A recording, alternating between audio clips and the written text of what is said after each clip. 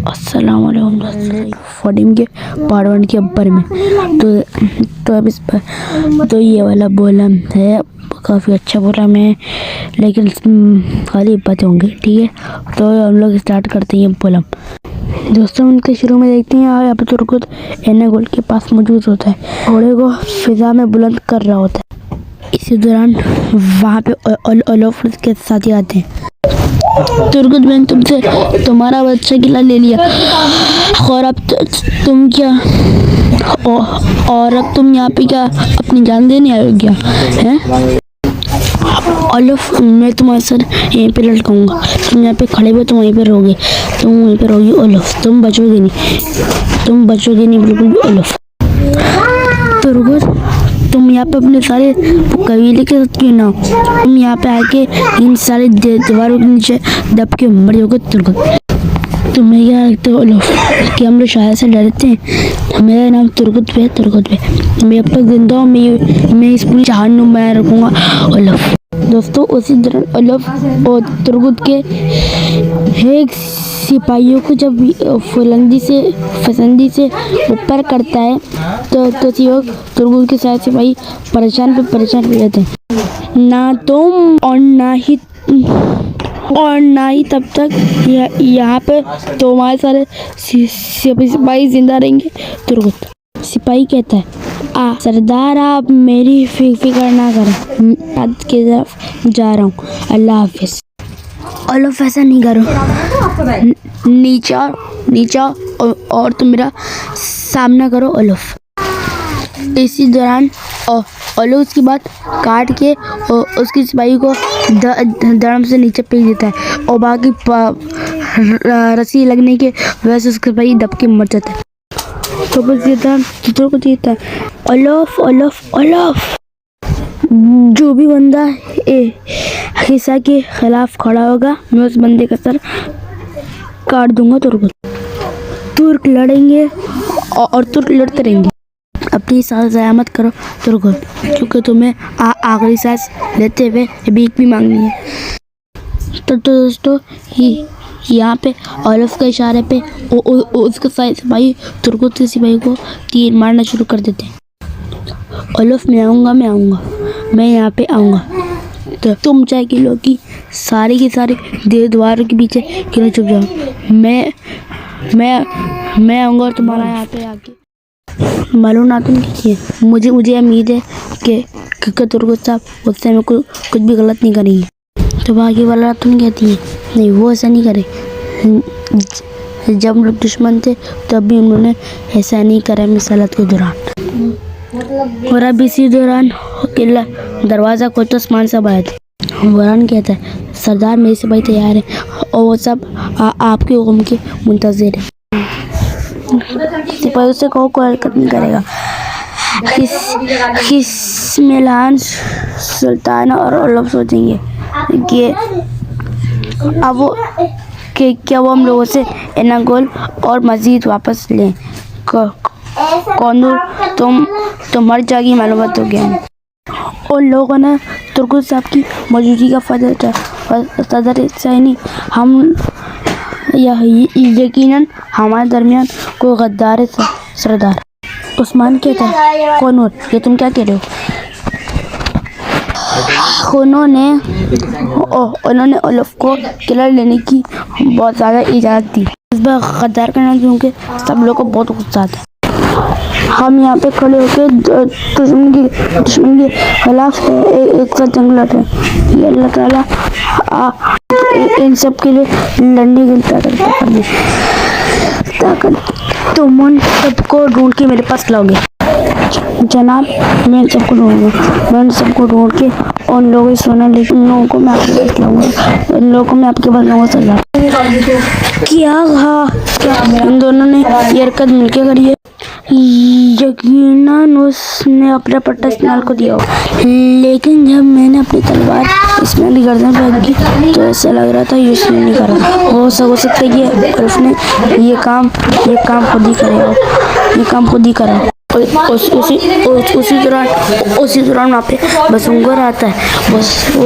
सरदार कोनिया से एक खबर आई है एक ख़त भी आया, खबर भी। ये बात सुन के और लोगों की परेशानी में और ज़्यादा इजाफा है। अभी आप लोग यहाँ देखते हैं, या अभी यहाँ पे ओलफ एनागोल के तट पे बैठा होता है। वो अपने आदमियों से कहता है, इसी में सी के सारे लोग एनागोल में बैठ के इंतज़ार करेंगे। तुर्गुत उस्मान के साथ हमारे किले के अंदर आएगा। उनका गुस्सा उन्हें जंग के तरफ ले जाएगा। अगर तुर्गुत हमला नहीं करता तो क्या होगा? वो बहुत गुस्से में वो हमारे पर यकीनन हमला करेगा, और अगर वो हमला नहीं करता तो उसके बाद हम लोग उसके ऊपर हमला करके उसको मार डालेंगे। फ्रोडी कहता है हाँ, लेकिन इस बार सुल्ताना का क्या होगा? अगर उसने कुछ किया तो हमारा क्या होगा? दोस्तों, इससे पहले ओलफ खुद कहता, उस बार सलजूकी सिपाही बाज़ंदीनियों को धक्का दे के अंदर आते हैं। सिपाहियों के पीछे किस्मयाल सुल्ताना खंजर लेके ओलफ के पास आ रही होती है। ओलफ, तो तुम्हारी हिम्मत भी कैसी है कि तुमने मेरी इजाज़त के बगैर कोई हरकत की? सुल्ताना मियाबी का इंतज़ार कर रहा था। क्या तुम अपनी मौत का इंतज़ार कर रहे थे? ये पूरी की पूरी आग हम लोगों को मार डालेगी। मैंने कोई गद्दारी नहीं की वालिदा सुल्ताना। मैंने उन लोगों को तबाह कर दिया जिन लोगों ने मेरा हुक्म नहीं माना। एनागोल तो बस एक शुरुआत है। मैं उस मार्च से अब एक एक करके सब कुछ ले लूँगा। फिर एकदम से ओलफ खंजर लेके खड़ा हो जाता है। वालिदा सुल्ताना, ये इसकी सारी जगह आपकी है। दोस्तों, ये कहते साथी और ओलफ इस्माइल खातून का खंजर छोड़ देता है। नेमान कोनिया में भी आराम कर रहा होगा। फिर वो अपने पास की हर चीज़ से हमारे ऊपर हमलावर होगा। उस्मान साहब को बचाने की वालिदा खातून कहती है, उस्मान साहब उसकी आती है। हम उससे पहले भी बहुत सारे दुश्मनों का सामना कर चुके, तकरीबन 40,000। ये बात सुन के सब लोग बहुत परेशान हो जाते हैं। हुजूर, हम कोनिया जाते हैं, हम वहाँ पे हमला करके भाग आएंगे। फिर हम यानी शहर के ऊपर दोबारा इख्तिताम हासिल करेंगे। फिर उसके बाद दुश्मन सब तक के जाने बढ़ते हुए कहते हैं, नहीं, ये बाज़ंदीनों की असल फौज नहीं है, वो मंगोल है। हम उनसे भाग के जान छुड़ा के नहीं भाग सकते। उनका निज़ाम वही है जो हमारा है। हम उन पे इन्हिसार करते हैं जिसके ऊपर हमेशा सारे के सारे हल, लेकिन इजाज़त के बगैर कोई हरकत की। सुल्ताना मियाबी का इंतज़ार कर रहा था। क्या तुम अपनी मौत का इंतज़ार कर रहे थे? ये पूरी की पूरी आग हम लोगों को मार डालेगी। मैंने कोई गद्दारी नहीं की वालिदा सुल्ताना। मैंने उन लोगों को तबाह कर दिया जिन लोगों ने मेरा हुक्म नहीं माना। एनागोल तो बस एक शुरुआत है। मैं उस मार्च से अब एक एक करके सब कुछ ले लूँगा। फिर एकदम से ओलफ खंजर लेके खड़ा हो जाता है। वालिदा सुल्ताना, ये इसकी सारी जगह आपकी है। दोस्तों, ये कहते साथी और ओलफ इस्माइल खातून का खंजर छोड़ देता है। नेमान कोनिया में भी आराम कर रहा होगा। फिर वो अपने पास की हर चीज़ से हमारे ऊपर हमलावर होगा। उस्मान साहब को बचाने की वालिदा खातून कहती है, उस्मान साहब उसकी आती है। हम उससे पहले भी बहुत सारे दुश्मनों का सामना कर चुके, तकरीबन 40,000। ये बात सुन के सब लोग बहुत परेशान हो जाते हैं। हुजूर, हम कोनिया जाते हैं, हम वहाँ पे हमला करके भाग आएंगे। फिर हम यानी शहर के ऊपर दोबारा इख्तिताम हासिल करेंगे। फिर उसके बाद दुश्मन सब तक के जाने बढ़ते हुए कहते हैं, नहीं, ये बाज़ंदीनों की असल फौज नहीं है, वो मंगोल है। हम उनसे भाग के जान छुड़ा के नहीं भाग सकते। उनका निज़ाम वही है जो हमारा है। हम उन पे इन्हिसार करते हैं जिसके ऊपर हमेशा सारे के सारे हल, लेकिन हमारी जंगें मुख्तलिफ हैं। हमारा सीना रब के ऊपर ईमान से भरा हुआ है। फिर उस्मान साहब बुरहान से कहते हैं, बुरहान, तुम जाके रक्षा लेके आओ। दोस्तों, फिर उसके बाद सारे के सारे लोग नक्शे के बाद बैठ जाते हैं। दोस्तों आप उस्मान साहब कहते हैं बिल्कुल 40 यहाँ पे 40,000 लोगों को पहुँचने के लिए 5 दिन यकीनन लगेंगे। शहादत का एक शरबत तैयार करो, हाँ वो रास्ते में हमला करेंगे, हमें 7 दिन तैयार है। ये बात सोच के कौनूर कहता है सरदार वो सारे लोग यहाँ पे वापस नहीं आएंगे। फिर उस्मान साहब कहते हैं ये बात बता के तुम लोग उनको वहाँ से भेजना। अजीम कौमों का वजूद सारे के सारे वादियों पर मुसर्रत होता है। फिर उस्मान साहब वो बुरान से कहते हैं बुरान सारी की सारी तैयारियां शुरू करो। क्या आप जो दिफा करेंगे वो दिफा काफ़ी होगा। सदर सैनी हम यकीनन हमारे दरमियान कोई गद्दार है सरदार। उस्मान कहता है कौन ये तुम क्या कह रहे हो। उन्होंने ओलफ को किला लेने की बहुत ज़्यादा इजाज़त दी। इस बार गद्दार करना क्योंकि सब लोग को बहुत गुस्सा आता है। हम यहाँ पे खड़े होकर दुश्मन के खिलाफ एक साथ जंग लड़ रहे हैं। ये अल्लाह ताला इन सब के लिए लड़ने की ताकत तुम उन सबको ढूंढ के मेरे पास लाओगे।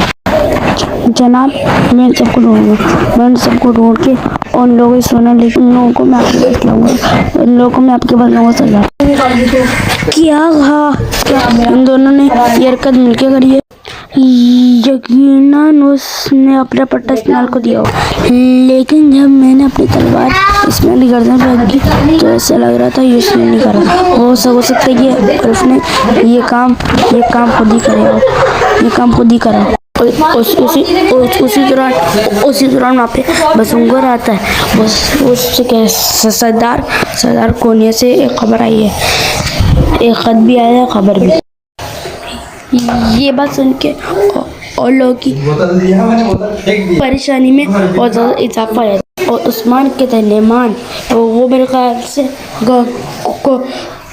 कोनिया के अंदर अपने लश्कर के साथ दाखिल हो गए। अभी आप लोग यहाँ देखते हैं या अभी यहाँ पे ओलफ एनागोल के तट पे बैठा होता है। वो अपने आदमियों से कहता है देसी मिसी के सारे के सारे लोग एनागोल में बैठ के इंतज़ार करेंगे। तुर्गुत उस्मान के साथ हमारे किले के अंदर आएगा। उनका गुस्सा उन्हें जंग के तरफ ले जाएगा। अगर तुर्गुत हमला नहीं करता तो क्या होगा। वो बहुत गुस्से में वो हमारे पर यकीनन हमला करेगा और अगर वो हमला नहीं करता तो उसके बाद हम लोग उसके ऊपर हमला करके उसको मार डालेंगे। फरोडी कहता है हाँ लेकिन इस बार सुनने का क्या होगा। अगर उसने कुछ किया तो हमारा क्या होगा। दोस्तों इससे पहले ओलफ खुद कहता उस बार सलजूकी सिपाही बाज़ंदीनियों को धक्का दे के अंदर आते हैं। सिपाहियों के पीछे इस्माइल सुल्ताना खंजर लेके ओलफ के पास आ रही होती है। ओलफ तो तुम्हारी हिम्मत भी कैसे कि तुमने मेरी इजाज़त के बगैर कोई हरकत की। सुल्ताना मैं अभी का इंतज़ार कर रहा था। उन्होंने कहा क्या होगा। अगर उसने कुछ किया तो हमारा क्या होगा। दोस्तों इससे पहले ओलफ खुद कहता उस बार सलजूकी सिपाही बाज़ंदीनियों को धक्का दे के अंदर आते हैं। सिपाहियों के पीछे इस्माइल सुल्ताना खंजर लेके ओलफ के पास आ रही होती है। ओलफ तो तुम्हारी हिम्मत भी कैसे कि तुमने मेरी इजाज़त के बगैर कोई हरकत की। सुल्ताना मैं अभी का इंतज़ार कर रहा था। क्या तुम अपनी मौत का इंतज़ार कर रहे थे। ये पूरी की पूरी आग हम लोगों को मार डालेगी। मैंने कोई गद्दारी नहीं की वालिदा सुल्ताना। मैंने उन लोगों को तबाह कर दिया जिन लोगों ने मेरा हुक्म नहीं माना। एनागोल तो बस एक शुरुआत है। मैं उस मार्च से एक एक करके सब कुछ ले लूँगा। फिर एकदम से वो लोग खंजर लेके खड़ा हो जाता है। वालिदा सुल्ताना जिसकी सारी जगह आपकी है। दोस्तों ये कहते साथी और ओलफ इस्माइल खातून का खंजर छोड़ देता है। नेमान कोनिया में भी आराम कर रहा होगा। फिर वो अपने पास की हर चीज़ से हमारे ऊपर हमलावर होगा। उस्मान साहब को पहचान दी कि भाईला खातून कहती हैं। उस्मान साहब उसकी कितनी आती है। हम उससे पहले भी बहुत सारे दुश्मनों का सामना कर चुके, तकरीबन 40,000। ये बात सुन के सब लोग बहुत परेशान हो जाते हैं। हुजूर हम कौन नहीं जाते, हम वहाँ पे हमला करके भाग आएंगे, फिर हम यानी शहर के ऊपर दोबारा इख्तिताम हासिल करेंगे। फिर उसके बाद दुश्मन सब तक के जाने बढ़ते हुए कहते हैं, नहीं ये बाज़ानदीनों की असल फौज नहीं है, वो मंगोल है।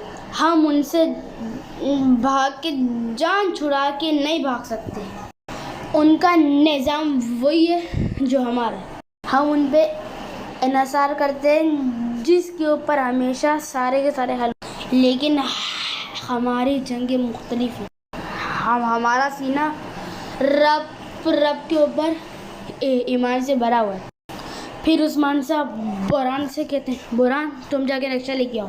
दोस्तों फिर उसके बाद सारे के सारे लोग नक्शे के बाद बैठ जाते हैं। दोस्तों अब उस्मान साहब कहते हैं बिल्कुल 40 यहाँ पे 40,000 लोगों को पहुँचने के लिए 5 दिन यकीनन लगेंगे। शहादत का एक शरबत तैयार करो, हम वो रास्ते में हमला करेंगे, हमें 7 दिन तैयार है। ये बात सोच के कौनूर कहता है, सरदार वो सारे लोग यहाँ पे वो रास्ते में हमला करेंगे, हमें 7 दिन तैयार है। ये बात सोच के कौनूर कहता है, सरदार वो सारे लोग यहाँ पे वापस नहीं आएंगे। फिर उस्मान साहब कहते हैं ये बात बता के तुम लोग उनको वहाँ से भेजना। अजीम कौमों का वजूद सारे के सारे वादियों पर मुसर्रत होता है। फिर उस्मान साहब वो बुरहान से कहते हैं, बुरहान सारी की सारी तैयारियां शुरू करो। क्या आप जो दिफा करेंगे वो दिफा काफ़ी होगा क्या सरदार? फिर उस्मान साहब कहते हैं ये उन्हें रोकने के लिए नहीं बल्कि ये उन्हें हमला महसूस करने के लिए है। बाला खातून बाईजाल के साथ होगी, आप गड्ढे खोदेंगी, आप रास्ते संभालेंगी, हर कोई काम करेगा। जो बंदा हरकत कर सकता है वो बंदा आपके साथ होगा और मैं पीछे होऊंगा। इधर रहने गोलबेग इस्माइल सुल्ताना ओलफ से कहती है, ओलफ तुम्हारी जान मेरे ऊपर आने की मुस्तहिक है। अगर तुमने मेरे को के बगैर एक सांस मिली तो तुम्हें और तुम्हारे आदमियों को सिपाहियों को जिंदा दफन कर दूंगा। दोस्तों तो ओलफ कहता है जो बंदा हमारे खिलाफ होगा हम उस बंदे को जिंदा दफन कर देंगे। हम लोग की सारी चीज़ें काट दिए, अब बाकी अब रही अब उसका सर काटना। इस्माइल सुल्ताना कहती हैं हम काटेंगे लेकिन जब वक्त आएगा तब। ओलफ कहता है तुर्को देना गोल की शरतों पर है। वो समझिए कि वो खुद से हमसे किला हासिल नहीं करता, वो जल्दी से मन के साथ आएगा और हमसे किला ले जाएगा। इसलिए मैं उसी दौरान इन सबके दिल चीर डालूंगा। जब तक तुम उस्मान और तुर्गुत के सर नहीं ला के दे देते ये पूरा किला तुम्हारा, लेकिन बाहर जो लोग हैं उनको तकलीफ नहीं होनी चाहिए। इसी दौरान आवती वहाँ पर एक आता है वालिद सुल्ताना नेमान की फ़ौज कोनिया पहुँच। ये बात सुन के इस्माइल सुल्ताना खड़ी होती है और वो औची से कहती है आवती तुम वहाँ पे रह के सारी की सारी अलामत देते रहना। तो अब इस्माइल सुल्ताना कहती है ओलफ अब मैं जा रही हूँ, जब तक मैं जा रही हूँ ये वो पूरा शहर तुम्हारी अलामत है ओलफ।